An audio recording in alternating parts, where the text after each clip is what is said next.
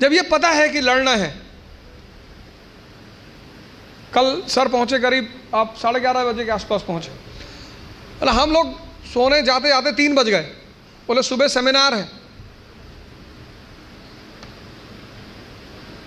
युवा मतलब शक्ति। भारत आज एक दुनिया का ऐसा देश है जिसके पास सबसे ज्यादा युवा हैं।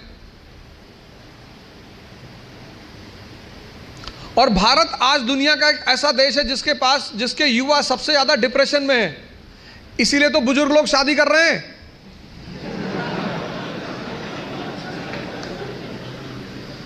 अरे नहीं, मैं नाम क्यों लूं किसी आदमी का,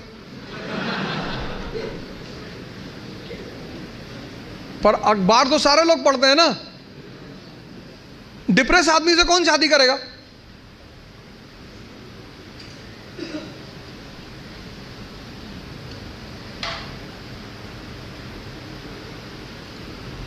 और जीवन की लड़ाई में 2 ताकतें बहुत काम आएंगी, एक मन की और एक शरीर की।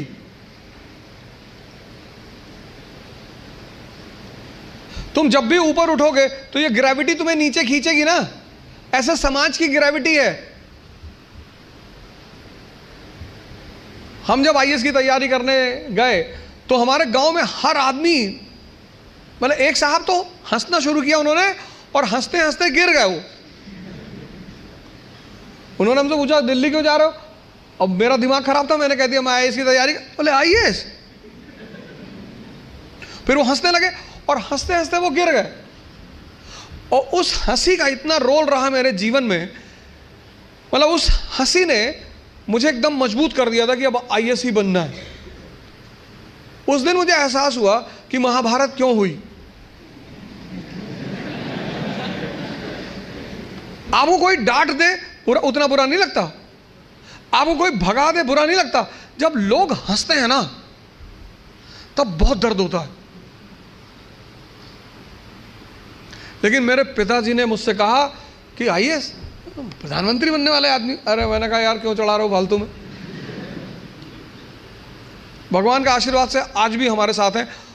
और मैं अगर उनसे कोई भी बात कहता हूँ तो तुम्हारे लिए तो कल ही कर लोगे। तो मैंने कहा सोच रहे हवाई जहाज खरीद लो। अरे ने कहा भैया जी लेने दो। लेकिन उन्हीं की वजह से मतलब आज जहां भी मैं हूं उसमें सबसे ज्यादा योगदान मेरे पिताजी का है।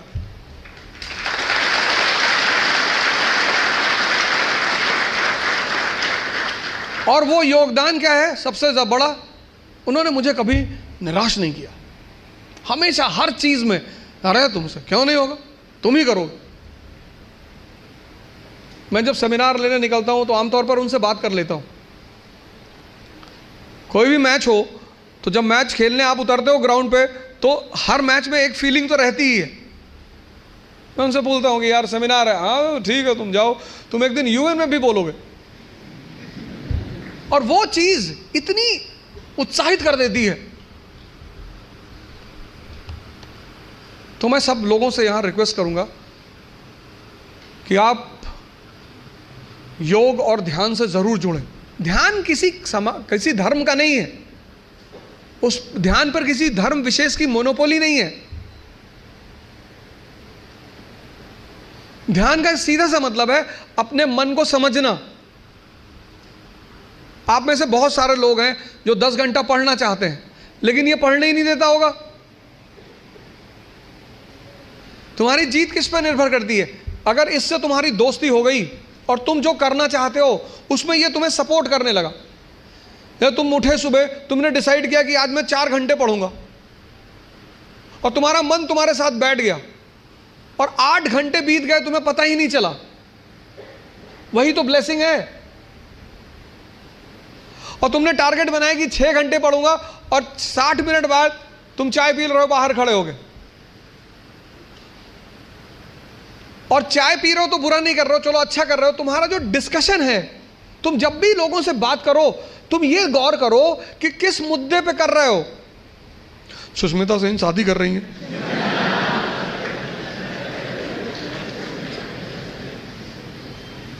तुम्हारा चाय पीना भी बुरा नहीं है, तुम्हारा डिस्कशन करना भी बुरा नहीं है, बुरा है तुम्हारा मुद्दा।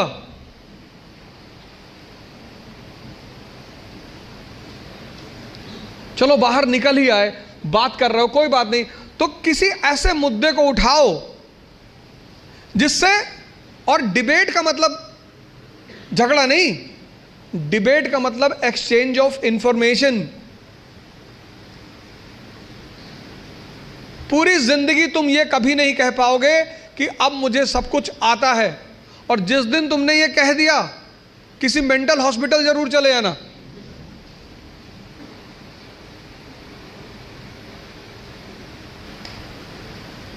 अपने आप को ताकतवर बनाओ, फिजिकली और मेंटली,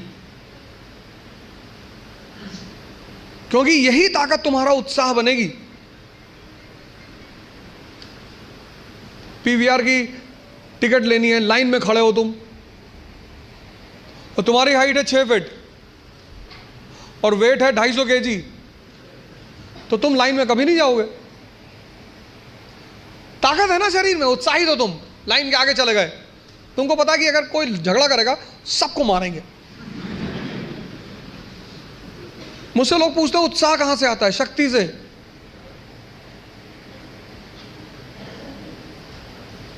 ये जो एंथुजियाज्म है, ये जो कॉन्फिडेंस है, ये ताकत का खेल है। अपनी पढ़ाई के साथ जिस चीज को तुम निगलेक्ट करते हो, जो निगलेक्ट करते हो, तुम उस पर ध्यान ही नहीं देते, वो चीज है तुम्हारी पर्सनैलिटी। पढ़ाई के साथ साथ जो इक्वली इंपॉर्टेंट चीज है वो है पर्सनैलिटी, तुम्हारी साइकोलॉजी, तुम्हारा सोचने का तरीका,